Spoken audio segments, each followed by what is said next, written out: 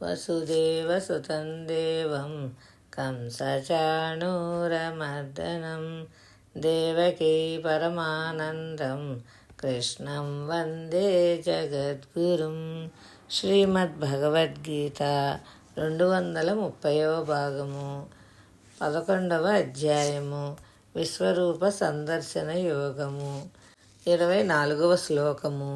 నభస్పృశం దీప్తమనేకవర్ణం వ్యాత్తాననం దీప్తవిశాలనేత్రం దృష్ట్వా హి త్వాం ప్రవ్యతిథాంతరాత్మా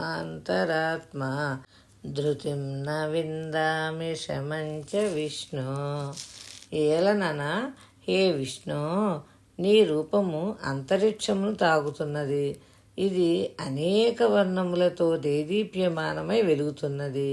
కాంతులను విరజిమ్ముచున్న విశాల నేత్రములతో విస్తరించిన ముఖములతో అద్భుతంగా ఒప్పుచున్నది. అట్టి నీ రూపమును చూచిన నా మనస్సు తత్తరపడుతున్నది. అందువలన నా ధైర్యం సడలింది, శాంతి దూరమైనది అని అర్జునుడు చెప్తున్నారు.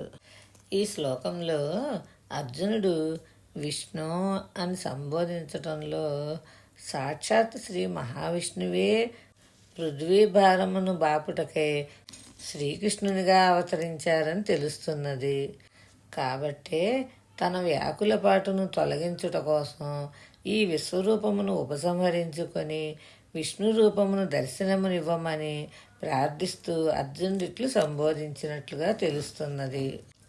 అసంఖ్యాకములైన ముఖములు, ప్రజ్వలిత నేత్రములు గల భగవానుని కరాళ రూపమును కాంచి అతని ధైర్యశాంతులు సడులుతున్నాయి అని చెప్తున్నారు. 25వ శ్లోకము.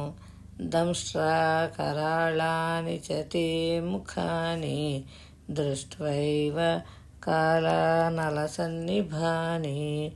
దిశో న జానే న లభే చ శర్మ ప్రసీద దేవేశ జగన్నివాస.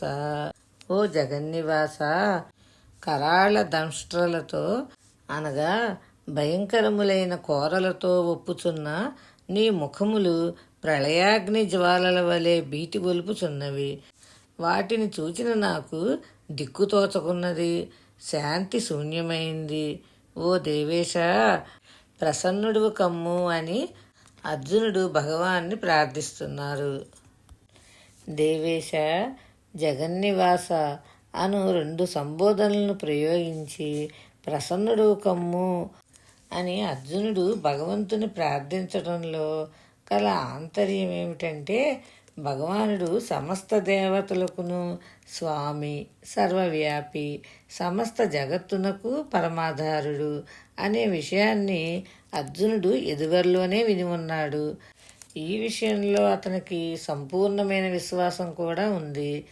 నేడు భగవానుని విరాట్ స్వరూపమును ప్రత్యక్షంగా చూసి అతడు దేవేశుడు, జగన్నివాసుడు అనే విషయంలో తనకు ఎటువంటి సందేహము లేదని చెప్పటానికే ఆ 2 పదములతో అర్జునుడు శ్రీకృష్ణుని సంబోధించెను.